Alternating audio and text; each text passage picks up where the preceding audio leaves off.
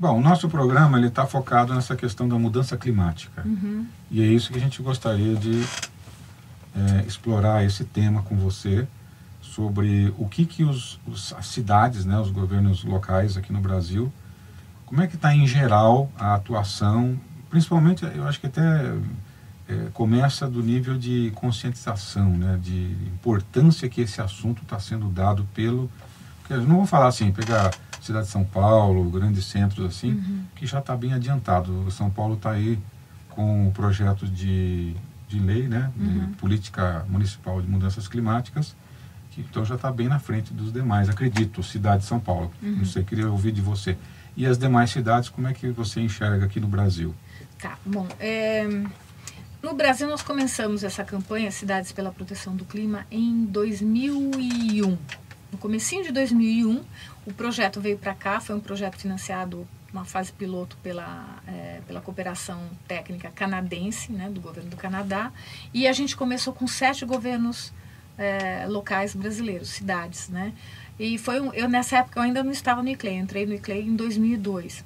E a surpresa foi que no país como o nosso, a questão climática sendo absolutamente nova para países em desenvolvimento, que não tem compromisso de redução, que houvesse um interesse do jeito que despertou, né? A gente teve, na época, a gente faz uma espécie de concorrência para avaliar o interesse das cidades em participar de uma campanha piloto, e nós tivemos, acho que uns 15 municípios interessados que fizeram propostas, que demonstraram já estar empreendendo ações que eram compatíveis com os objetivos da campanha, que era o de reduzir as emissões de gás de efeito estufa.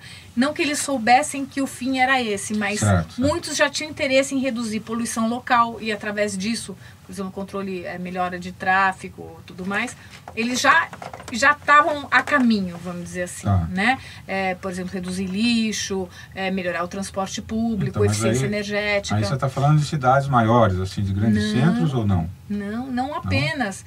Inclusive, uma das cidades que hoje é a cidade modelo em energias renováveis é Betim, que é uma cidade da região metropolitana de Belo Horizonte que tem 400 mil habitantes. Poxa, né? Olha que interessante. Outra cidade interessante que também se envolveu na campanha, fez o seu inventário de emissões de gás de efeito estufa, elaborou um plano de ação para redução dos gases, foi Volta Redonda, que também é uma cidade que tem acho que em torno de 200 mil habitantes, se não me engano.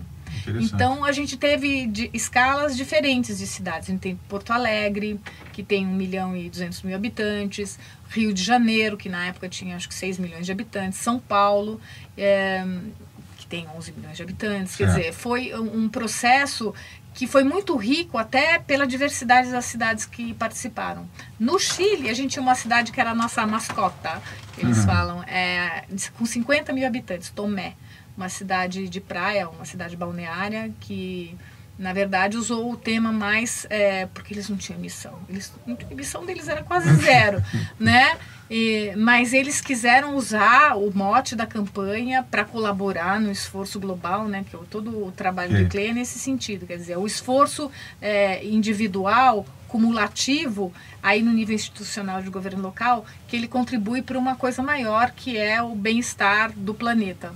Né? Tem alguma ação, assim, tem alguns passos nessa campanha aqui, alguma atividade que deve ser seguida? Como que é essa campanha de Cidades pela Proteção do Clima? Então, começa pelo inventário, como é que funciona isso? Ela é uma campanha, as campanhas do ICLEI têm um pouco essa característica, chama campanha porque é um processo de avaliação por desempenho. Né? Isso quer dizer o quê? Você faz aí um passo a passo e a cada passo você avalia e recomeça o ciclo. Então, a gente chama de marcos. Né? Os 5 marcos da campanha CCP, eles são, na verdade, emprestados de outras campanhas. Todas as campanhas do ICLEI, elas trabalham assim. Então, você tem, primeiro, avaliar a situação, ou seja, no caso, fazer um inventário. Inventário das emissões, para você... se colocar um ponto de partida, né?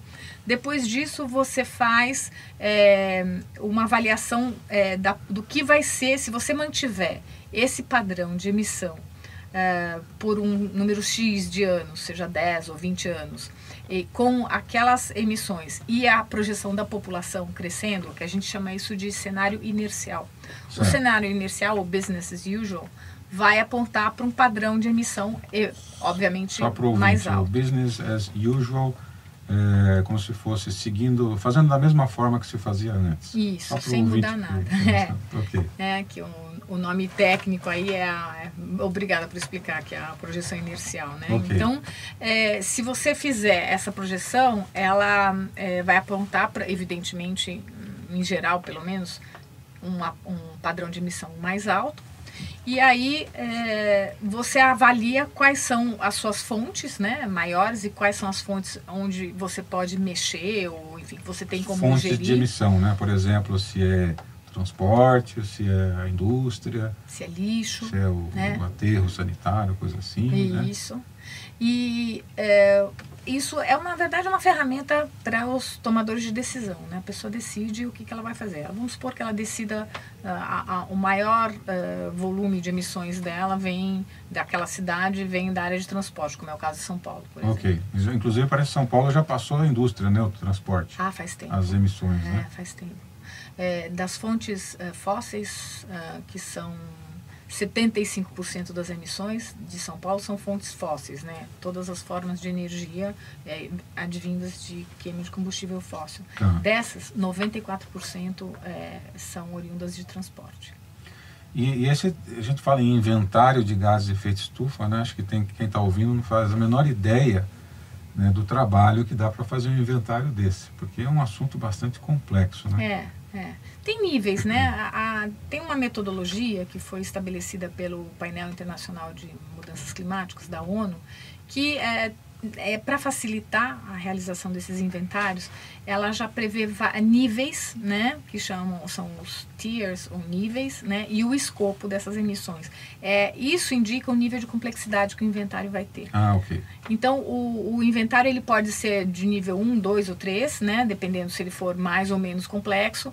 Isso quer dizer, usando fontes de referência dos dados primários, que sejam feitos um levantamento mais minucioso, ou se você vai ter que usar aquilo que está na literatura, dados secundários, ou das fontes do próprio país, ou da ONU, aí vai depender.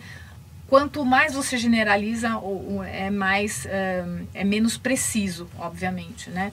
Mas isso por quê? Porque você pode ir melhorando, como é um processo que é para ser feito periodicamente, se pressupõe que a cada vez que você faça, você vai melhorando a qualidade dos seus dados, né?